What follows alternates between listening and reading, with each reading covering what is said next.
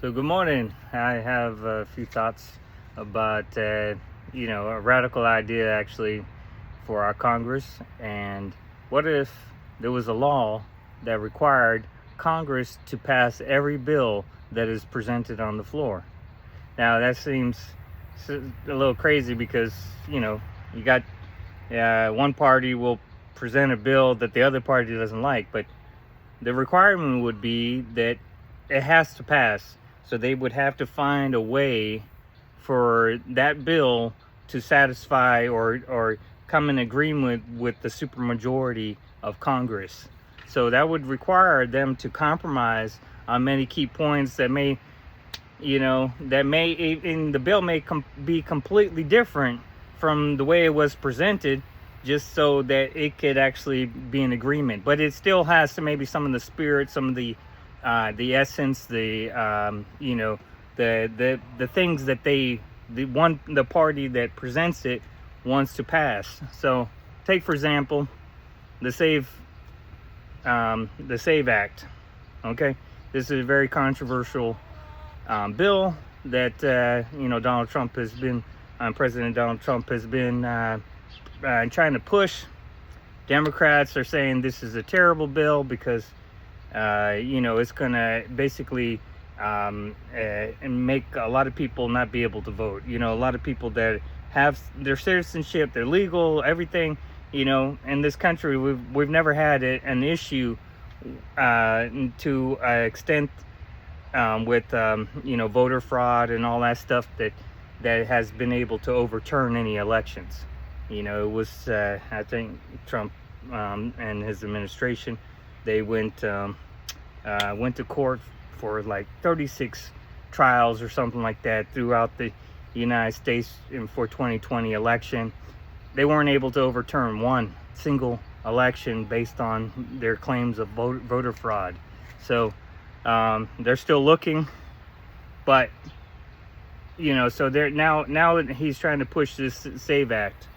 And the reason I'm bringing this up is, okay, what is the Save Act? First, it's an act that it requires proof of citizenship. That's the core part of this act, is to verify that you are really a citizen, legally being able to vote in this country.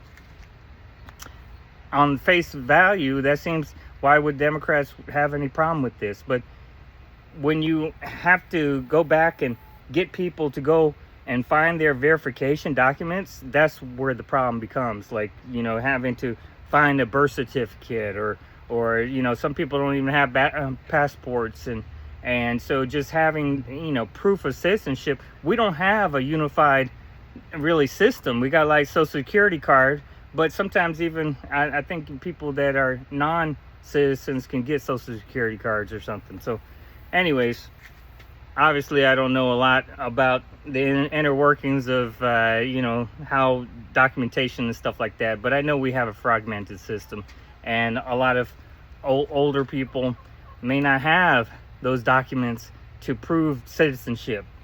Some people have been in this country all their life since they were a kid, and they don't even know that they're not even a citizen.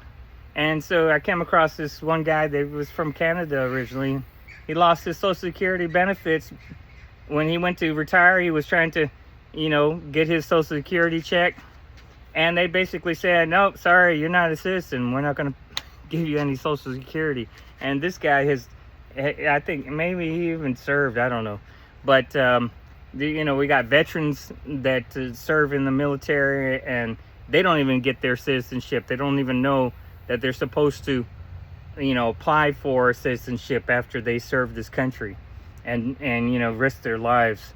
And they're supposed to be able to do that. There's a program for them to get their citizenship, especially if they serve in different capacity. But anyways, so the Save Act, why is this a good topic? Because it's so divisive, right? If we required them to pass this bill, find a way to pass this bill, then there would have to be some compromise. Maybe it would look like something like this, where they would say, okay, we're going to grandfather everybody that has their voter card as if they are citizens. We're going to just go ahead and just remove that requirement. If you are registered as a voter, okay, we're not going to mess with you. You know, we're gonna only focus on new people that are trying to register as a voter. And so, if they do that, then people that are becoming citizens or coming of age to vote, they would have to find those documents to prove that they are a citizen. And so it's a win-win, right? Because now you got the Republicans, they get the ability to kind of ensure future elections are not tainted by illegal votes, which hasn't been an issue. But let's just put that aside and just say, you know what, this is going to make you happy. You know what, this is a fair deal where new people trying to register would have to show proof of citizenship. Democrats shouldn't be opposed to this, because this is not an extra burden. This is not going to make it difficult for the existing people to vote. So they're not concerned about people losing their ability to vote. It's just going to be the new people that this burden is going to be on. So having loopholes, or I don't know if it's loopholes, but like being grandfathered in to new programs or new systems, new requirements, and I think is very important for making something work. Okay. It makes me think about this Medicaid requirement right now. To have Medicaid in some of the states right now, they're requiring that you have to, if you're physically able, you have to work to get the the Medicaid and other benefits, SNAP benefits, whatever. On surface, it seems like reasonable. It seems fair, because if you don't work, you don't eat, kind of thing. Like, you should not just be sponging off of the government. If you're able to work and go to work, you should be able to, and you should do that. But I think there should be a little bit more flexibility there, because for one thing, homeless people are being negatively affected by this, because they, being displaced from their homes, they're unable to have a steady place to live, bathe, all those different things, and be able to hold a job. So why should they be penalized? So it should be, and the law should be rewritten, in my opinion, to be more flexible, to allow people that are homeless to get the benefits, to allow people, let's say, that they're a full-time caregiver for their loved one, and they're unable to physically go out and work because they're providing the care. And we should find that as a way that they're paying society, because if they just let their loved one go on Medicaid and into a nursing home, that's going to be a lot more expensive than helping that person stay at home. I mean, right now, I think like a skilled nursing facility is, can be $10,000 a month.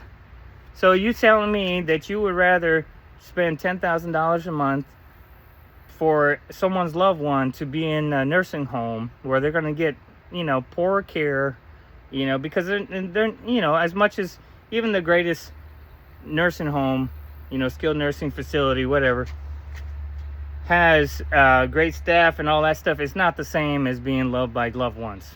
If they're physically unable, those facilities exist for that purpose, and they are needed for a lot of people that have a lot of physical disabilities and need a lot of physical help. But a lot of people are caregiving for other people, and we shouldn't be spending $10,000 to have them in a skilled nursing facility when we could help support people in the community to actually care for their own loved ones.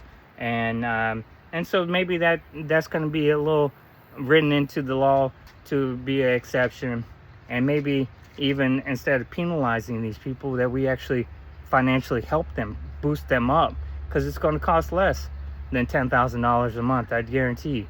And so we want to think about, we want to think about both sides of the equation. And I think by forcing Congress to start to act and think like this, we will stop doing this tug of war thing where it's like, okay, we won today, or we got a tie, no one wins, whatever, we're all going home. And so many bills fall flat because they're not doing the work to compromise. They're like, okay, well, it's the Democrats' fault, it's the Republicans' fault, and it's easy just to blame the other party for not crossing that finish line with the bill. And I know for many Congress people out there that have worked tirelessly, decades sometimes, to work on a bill to try to get bipartisan support, and those are the real heroes in our democracy that have put in the hard work to get bills passed. And that shouldn't be the exception. That should be the rule, in my opinion. So there's just food for thought. I'm not an expert on all this stuff, but I'm like, there's got to be a better solution to the way we're doing government and being able to work and live together, work together, and come together. So, peace.